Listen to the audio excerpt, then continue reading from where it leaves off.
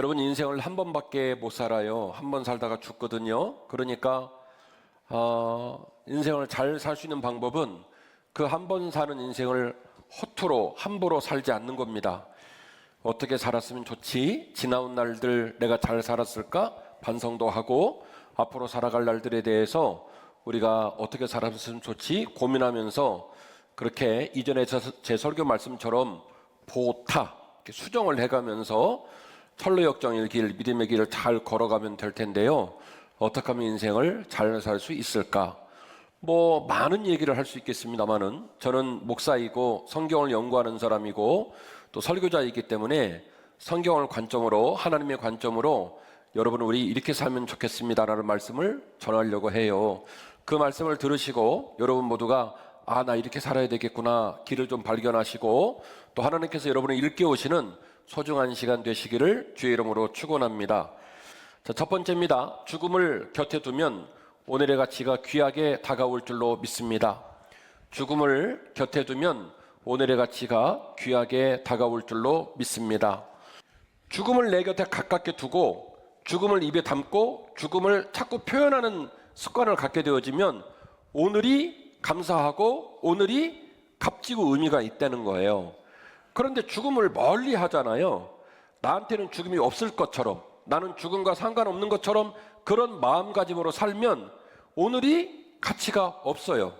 오늘도 오늘이고 내일도 오늘이고 이런다는 얘기죠. 그래서 저는 역설적인 얘기를 하는 거예요. 비록 동양 문화권이 죽음에 관하여 일종의 금기사항처럼 여기는 문화가 있다 할지라도 우리 한빛교회 성도들은 죽음을 멀리 두자, 가깝게 두자. 가깝게 두자. 그리고 죽음을 가깝게 두게 될 때에 오늘을 감사할 수 있습니다. 오늘이 값지게 될 줄 믿습니다. 할렐루야. 자, 이제 말씀을 들었으니까 인사를 할 텐데, 성도님, 죽음이 예약되어 있습니다. 죽음을 가깝게 두시기를 바랍니다. 그대로 하세요. 시작. 성도님, 죽음이 예약되어 있습니다. 죽음을 가깝게 두시기를 바랍니다.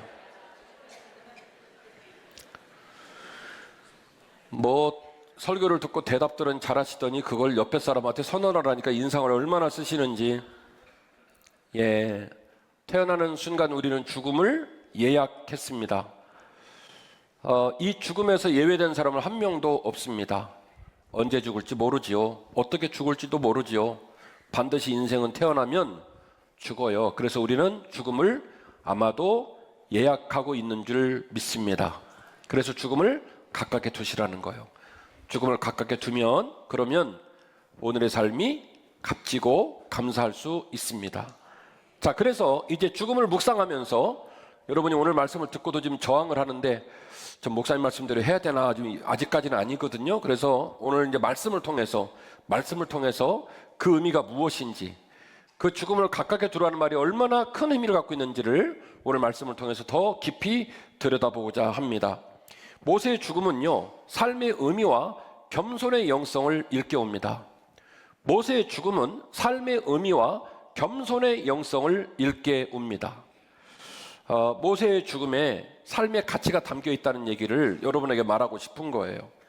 자, 오늘 본문의 말씀은요, 신명기 34장인데 신명기는 몇 장에서 끝나냐면 34장에서 끝납니다. 마지막 장이에요. 그리고 오늘 본문의 말씀을 우리 사랑하는 박보영 목사님이 따박따박 낭독을 하니까 낭독하는 사람도 부드럽게 낭독을 하고 듣는 여러분도 아멘하면서 그렇게 잘 아멘을 합디다. 저는 그런 여러분이 이해가 안 돼요.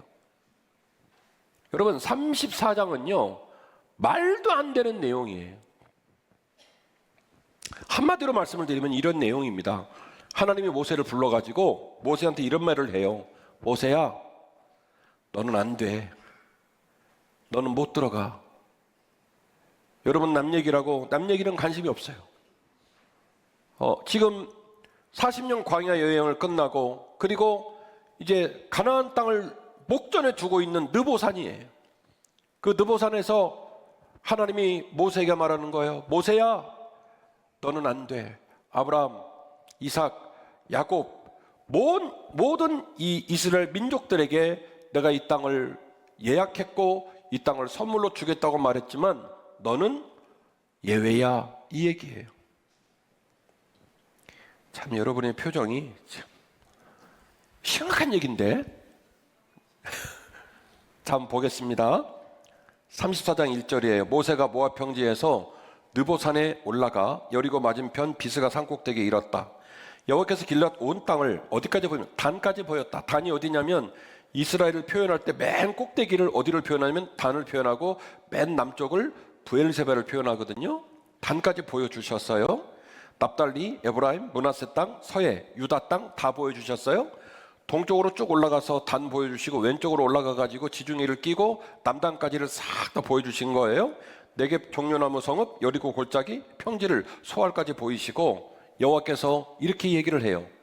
보여주지를 말든지. 명단 다 나오잖아요. 강원도, 대전, 부산, 목포, 군산, 나의 고향 군산, 인천 다 보여주고는 한다는 말이, 근데 너는 아니요.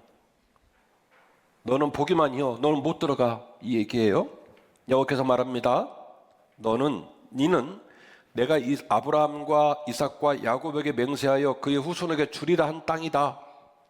내가 너의 눈으로 보게 하였지만은 너는 그리로 건너가지 못할 거야. 이 얘기예요.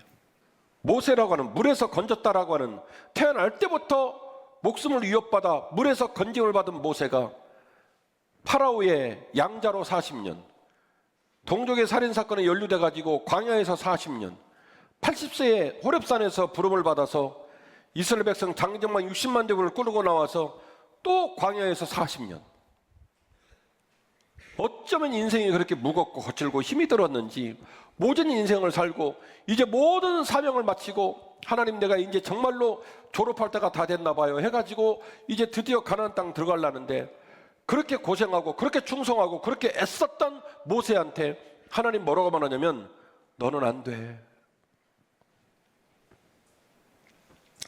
저는 여러분의 그런 표정이 마음에 안 들어요. 여호수아 24장 32절 어디까지 그런 표정을 짓는지 한번 보십시다. 제가 계속 저는 설교를 하려니까.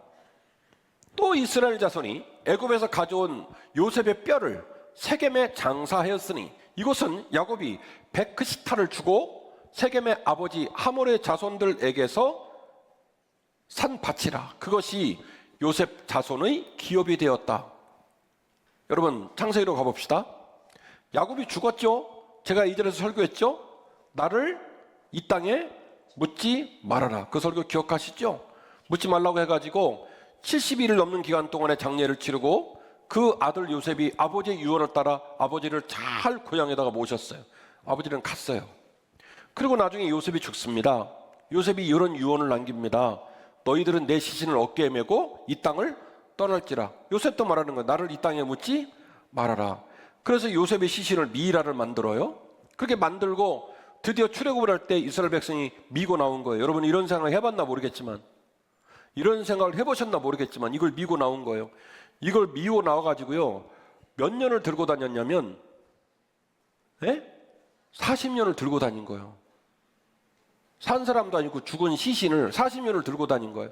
제가 소개한 여호수아 24장은요 이제 요단을 건너가지고 여호수아가 2대 지도자로 가나안 땅 정령을 하고 가나안 땅에서 여호수아도 수명을 마치고 죽습니다. 여호수아 24장은 여호수아가 죽어서 장례를 치렀다는 내용이 나오는 본문인데, 그 여호수아의 장례를 치르는 이야기에 누구 얘기가 붙어 있냐면 요셉 이야기가 붙어 있단 말입니다. 그 말은 무슨 얘기냐? 이미 죽은 지 40년이 된 시신을 어깨다 메고 40년을 들고 다닌 거예요. 어깨 미고 다닌 거예요. 그래서 심지어 누구도 들어갔냐면 40년 전에 죽은 시체도 가나안 땅을 들어간 거예요. 모세가 항상 장막을 취하여 진 밖에 쳐져 진과 멀리 떠나게 하고 회막이라 이름하니 여호와를 앙무하는 자는 다 진 바깥 회막에 나아가며, 모세가 회막으로 나아갈 때에는 백성이 다 일어나 자기 장막 문에 서서 모세가 회막에 들어가까지 바라봤으며, 모세가 회막에 들어갈 때에 구름 기둥이 내려 회막 문에 서며 여호와께서 모세와 말씀하시니 모든 백성이 회막 문에 구름 기둥이 서 있는 것을 보고 다 일어나 각기 장막문에 서서 예배하며, 사람이 자기 친구와 이야기함과 같이 여호와께서는 모세와 대면하여 말씀하시며 모세는 진으로 돌아오나 눈의 아들 젊은 수종자는 회막을 떠나지 아니했다. 감격적인 얘기입니다. 하나님 백성은 범죄했습니다. 금송아지 만들고 하나님 앞에서 우상을 섬겼습니다. 그들과 하나님의 사이는 굉장히 멀어졌습니다. 그런데 모세가 회막을 만들고 온 이스라엘 백성이 자신들의 장막, 우리로 말하면 대문을 어디를 향하게 앉혀요? 동서남북으로 진영을 꾸리고 회막을 향하도록 문을 만들고, 모세가 회막문에서 하나님을 만날 때 온 백성은 자기 집, 우리로 말하면 자기 집 대문 앞에 나와서 어디를 바라보는 거예요? 모세를 만나셔서 하나님을 바라보는 거예요. 그때 하나님께서 모세를 만나셔서 대화를 하시는데 이렇게 하셨대요. 마치 친구와 이야기함 같이. 예. 제 친구 김근영 목사님 있거든요, 우리 교회. 저랑 잘 안 맞아요. 예. 성격이 달라. 예. 그런데도 제 친구 김근영 목사님은 매주일 이런 일 저런 일로 제 방 돌아서 이런 얘기 저런 얘기를 나눠요. 그럼 제가 말합니다. 아무리 동창이긴 하지만 어디다 대고 담임 목사 방을 말없이 들어오느뇨, 나가시오 라고 말하지 않습니다. 웬일 뭐 때문에 이렇게 물어보고 친구가 말하면 그 얘기에 경청을 합니다. 왜냐하면 그분은 나의 친구이기 때문이에요. 하나님께서 구름과 함께 회막에 내려오셔서 모세를 만날 때 뭐라고 말씀하셨냐면 내 친구 모세야 이렇게 얘기를 했다는 거예요. 멋있죠? 그러니까 모세가 하나님한테 그런 분이에요. 예. 민수기 12장 1절 이하의 본문인데요, 모세가 어느 날 구스 여인을 취합니다. 구스 여인을 취하니까 모세 집안에 누님도 있고 그리고 형도 있거든요. 3살 위에 아론 형이 있고, 그리고 누님 이름이 뭡니까? 이 미리암도 선지자고 아론도 선지자고, 그러니까 이 모세가 구스 여인을 취하니까 열이 받아가지고요 뒷담화를 해요. 야, 모세만 하나님하고 대화해? 모세만 하나님하고 친해? 나나 우리나 뭐 지나 우리나 뭐 삐까삐까삐까 하지 감히 구스 여인을 취해? 그렇게 하고 백성의 지도자를 해? 뒤에서 막 뒷담화를 한 거예요. 지만 하나님하고 대화하냐고, 우리도 해, 우리도 선지자야 막 이러면서 막 뒷담화를 하는 거예요. 그때 일어난 일이에요. 읽어드릴게요. 모세가 구스 여자를 취하더니 구스 여자를 취했으므로 미리암과 아론이 모세를 겁나게 비방을 시작했다. 그들이 이르되 모세에게서 모세와만 말씀하셨느냐 우리와도 말씀하지 아니하셨느냐 하며 여호와께서 이 말을 들으셨다. 이 두 남매지간이 모세를 막 뒷담화하는 걸 누가 들으셨다고요? 하늘에서 하나님이 들으셨어요. 그리고 3절에 이렇게 이어집니다. 이 사람 모세는 온유함이 지면의 모든 사람보다 더하더라. 여호와께서 갑자기 모세와 아론과 미리암에게 이르시되 너희 세 사람은 회막으로 나오라 하시니 세 사람이 나아가매 여호와께서 구름 기둥 가운데로부터 강림하셔서 장막문에 서시고 아론과 미리암을 부르신지라 그 두 사람이 나아갔다. 자, 부르긴 몇 사람 불렀어요? 세 사람 부르고 딱 세워놓은 다음에 하나님이 구름 기둥을 내려오신 다음에 다시 그 앞으로 누구를 가깝게 부르시냐면 모세 빼고 아론하고 미리암 딱 불렀습니다. 그리고 이런 말을 합니다. 이르시되 내 말을 들으라. 너희 중에 선지자가 있으면 나 여호와가 환상으로 나를 그들에게 알리기도 하고 꿈으로 그들에게 말하기도 했다. 누구 말하는 거예요 지금? 하나님이 누구 말하는 거예요? 미리암하고 모세 아니고 미리암하고 아론. 너희 중에 선지자가 있다. 나 여호와가 환상으로 꿈으로 그들에게 대화하고 꿈으로 그들에게 말을 했다. 누구 말하는 거예요? 미리암하고 아론 얘기하는 거예요. 너들 말이 맞아. 너들도 선지자야. 그래서 너들이 꿈꾸고 너들이 환상을 보고 그래서 너들이 모세처럼 나하고 가깝고 백성들보다는 높은 위치에 리더의 위치에 섰다고 생각할 수 있어. 너들 말이 맞아. 그러니까 하나님께서 미리암과 모세에게 어떻게 일을 하셨냐면 환상을 보여주시고 꿈을 보여주신 거죠. 그런데 말이죠, 내 종 모세와는 그렇지 아니하니 그는 내 온 집에 충성함이니라. 여러분 이게 무슨 말입니까? 모세를 빼버렸어요. 내가 너희들에게 환상을 보여주고 내가 너희들에게 꿈을 보여줄 때 나는 모세와는 그렇게 한 적이 없어. 그럼 뭐예요? 모세는 이들보다 더 밑에 간 겁니까? 하나님 말합니다. 환상 안 보여줬어. 모세는 환상을 안 보여줬다는 거예요. 모세한테는 꿈을 안 보여줬다는 거예요. 너희들한테 내가 꿈 보여주고 너희들한테 내가 환상 보여줬지? 이 얘기예요. 미리암하고 아론이 얼마나 목에 힘이 들어갔겠어요. 예? 드디어 올 것이 왔다. 예? 우리 두 사람 부르는 게 이야, 뭐 그런 느낌이죠. 그런데 말이죠, 8절입니다. 그와는 내가 계면하여 명백히 말하고 은밀한 말로 하지 아니하며. 하나님이 시적인 표현을 씁니다. 그게 뭐예요? 꿈과 환상은 해석이 필요한 은밀한 대화라는 거예요. 정확하지 않다는 거예요. 내가 너희들이 선지자로 백성들 앞에서 꿈을 보여주고 환상을 보여주고 너희들이 그것 때문에 명분을 만들어서 백성의 지도자로 이른바 백성들 중에서 존경받을 만한 리더십을 갖고 있다고 스스로 생각하는지 모르겠지만, 그러나 내가 너희들과 맺었던 꿈의 대화와 환상의 대화는, 내가 내 입장에서 말한다면 그 대화는 은밀한 대화야. 그런데 말이다, 너희들이 그렇게 뒷담화하는 모세하고는 내가 은밀히 대화하지 않았어. 내가 그와 대면하여 명백히 말하고 은밀한 말로 하지 않았어. 그는 또 여호와의 형상을 보거늘 너희가 어찌하여 내 종 모세 비방하기를 두려워하지 아니하느냐, 이렇게 얘기를 했단 말이죠. 결국 앞서 나오는 금송아지 사건을 통해서 말씀하셨던 하나님께서 모세를 어떻게 여겼다고요? 친구처럼 여겼다. 구스 여인을 취한 사건을 통해 말씀하신 내가 모세에게는 은밀한 말로 하지 않고 명백한 말로 했다라고 하는 이 하나님의 일방적 선언을 본다면 하나님 모세를 굉장히 신뢰하시고 사랑하셨어요. 비록 민수기 20장에서 무리바의 바위를 지팡이로 2번 때린 건 맞아요. 하나님이 화가 난 건 맞지만, 그러나 그 사건을 독자가 읽었다는 이유로 목사님들의 강대상에서 모세는 무리바의 바위를 2번 때려서 가나안 땅 못 들어갔습니다라고 특정하기 쉽지 않아 보입니다. 제 눈에는, 성경을 연구하는 제 눈에는 좀 더 깊이 들여다볼 필요가 있다. 지금 여러분에게 소개한 금송아지 사건과 구스 여인 사건을 통해 우리가 하나님께서 모세를 얼마나 존중하시고 얼마나 특별하게 사랑하시는, 심지어는 누구처럼 여긴다고요? 친구처럼 여기시는 하나님의 관계를 생각했을 때 민수기 20장 사건만 가지고 그 이유 때문에 모세가 가나안 땅 못 들어갔다고 말하기에는 무리가 있어 보입니다. 그래서 저는 이렇게 말합니다.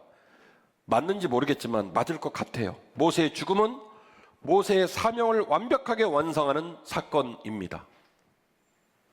모세의 죽음은 단순히 하나님께 버림받고 단순히 하나님께 팽당한 삶이 아니라 모세의 죽음마저도 모세의 사명을 완벽하게 완성하는 사건 중 일부라는 거예요. 제가 볼 때는. 백성은 나아가고 그들은 여전히 하나님을 섬깁니다. 기가 막힌 내용인데요.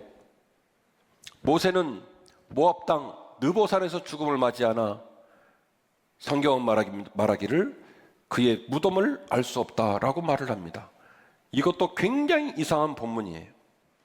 이에 여호와의 종 모세가 여호와의 말씀대로 모압 땅에 죽어 벳볼 맞은편 모압 땅에 있는 골짜기에 장사되었고 오늘까지 그의 묻힌 곳을 아는 자가 없느니라. 여러분 여쭤볼게요. 40년 전에 죽은 요셉의 미이라를 어깨에 미고 있는 상황이에요 지금. 근데 모세를 어디다 묻은지를 모르고 모세의 무덤이 어디 있는지를 아는 자가 없다는 것, 여러분 이상합니까? 이상합니까? 굉장히 이상하죠. 신명기 34장은요 그러므로 우리에게 굉장한 감명을 주고 그리고 교훈을 줍니다. 인생이 어떤 모습이어야 할까? 오늘 설교의 모두 발언, 어떻게 사는 것이 잘 사는 것일까를 고민하는 우리에게 굉장히 중요한 인사이트를 줍니다. 영감을 줍니다. 설교를 마칩니다. 죽음을 곁에 두고 오늘을 사랑하면서 살아가야 할 줄로 믿습니다. 오늘 점심 잡술 때 만나게 되시기를 바랍니다. 하나님 건강 주셔서 내 발로 오늘 교회 걸어 나와서 밥 먹어요. 감사해요. 집에 가실 때 차 딱 탔을 때 여러분 부인을 바라보면서 박아모 집사님 어딨지? 이은지 집사님 여보 박 집사님 꼭 해야 돼요? 여보 나랑 결혼해줘서 고마워. 아니 그렇게 해야 돼. 여보 사랑해. 그렇게 꼭 하세요? 네. 사모님 사랑해요? 네. 하트 뿅뿅? 네, 오케이. 저녁 맛있게 해줄 줄 믿습니다.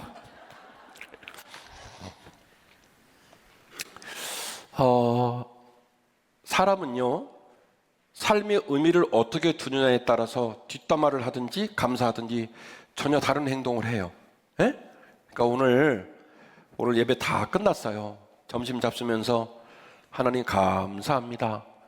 집에 갈 때 아내 바라보면서 우리 이집사님 박 집사님 바라보면서 여보 올해 나랑 같이 동행해 주셔서 고마워 이렇게 얘기하시고 꼭 하세요. 이정호 원로 장로님 사모님 꼭 오케이 할렐루야. 사랑하는 원로 목사님 사모님 꼭 하세요. 아들아 딸아 네가 내 아들이어서 네가 내 딸이어서 고맙다. 그렇게 하실 거죠? 예. 우리는요 이 땅에 하나님의 선물로 태어났습니다. 생각해보면 우리가 뭐라고 이 땅에 올 때 맨 몸뚱아리 하나 가지고 온 거예요. 우리가 직업이 있었습니까? 스스로 일어날 기력이 있었습니까? 돈이 있었습니까? 생각해보면 아무것도 아니에요. 근데요 우리 인생의 길은 사실은 오늘의 삶이 고단하지만 곰곰이 돌아보면 항상 인생의 중요한 순간에 하나님이 기적까지 우리를 이끌어 주셨기 때문에 여기 와 있는 거예요. 물론 오늘 우리의 삶에 있는 눈물이 우리 마음을 너무 아프게 합니다. 오랜 세월 나를 짓누르는 물질적 문제 때문에 지금도 머리통이 터질 것처럼 괴로움 당하는 사람도 있고요. 어떤 사람은 돈 없어서 속상하다는데 나는 사실은 돈을 쌓아놓고 있는데 이놈의 몸이 맨날 아파가지고 돈이 산더미처럼 있으면 뭐예요? 맨날 몸이 아파서 병원을 가는데. 어떤 사람은 자식 때문에 걱정하고 어떤 사람은 노년의 삶을 살아가는 부모님 때문에 근심이 많습니다. 우리들에게는 이런 일 저런 일로 무겁고 아프고 시린 눈물들을 안고 오늘 예배를 드리러 왔습니다. 그러나 목사로 여러분에게 말씀을 드린다면 이 모든 어려움과 눈물도 다 지나갈 줄 믿습니다. 왜냐하면 저하고 여러분하고 공평하게 이 땅에 왔어요. 그냥 숨만 쉬는 맨몸 끌고 와서 그 모진 삶의 걸음을 걷게 하셔서 우리를 여기 있게 하신 거예요. 내게 남편을 주시고 내게 아내를 주시고 내게 자녀를 주시고 이렇게 아름다운 예배당이 있는 한빛교회를 주시고 사랑하는 우리 챔버 할렐루야 우리 사랑하는 젊은이들 그리고 휴가 중에서 많은 분들이 오늘 좀 안 보이지만은 우리가 생각하는 기억이 나는 많은 믿음의 동역자들을 우리에게 선물로 주셨어요. 그 모든 건 하나님의 선물입니다. 그래서 여러분에게 말씀드립니다. 이번 주도 울다 오셨지만 여러분의 눈물과 여러분의 아픔도 좀 지나면 선물이 될 줄로 믿습니다. 오늘을 회고하면서 나 그때 진짜 힘들어갖고 교회 갔는데 목사님이 죽음을 곁에 두고 오늘을 감사라는 말씀을 들으면서 그때 정신 차렸잖아요. 그때 내가 은혜 받고 힘을 냈잖아요. 그렇게 오늘을 회상하면 추억이 되고 감사가 될 거라고 저는 믿어요. 우리는 지금도 절망하지만 하나님은 이 고난과 슬픔도 같이 동행하시면서 기필코 지나가게 하실 줄 믿습니다. 오늘 주어진 하루를 감사하고 오늘 주어진 내 가정과 교회를 사랑하고 미움, 분노, 욕심으로 멍들어가는 우리 마음을 다 비우고 감사함으로 나아가는 우리 모든 성도가 되시기를 주의 이름으로 축원합니다. 죽음을 곁에 두고 오늘을 감사하라. 오늘을 사랑하고 오늘을 감사하며 뚜벅뚜벅 남은 인생의 길을 걸어가는 저와 여러분 되기를 바랍니다.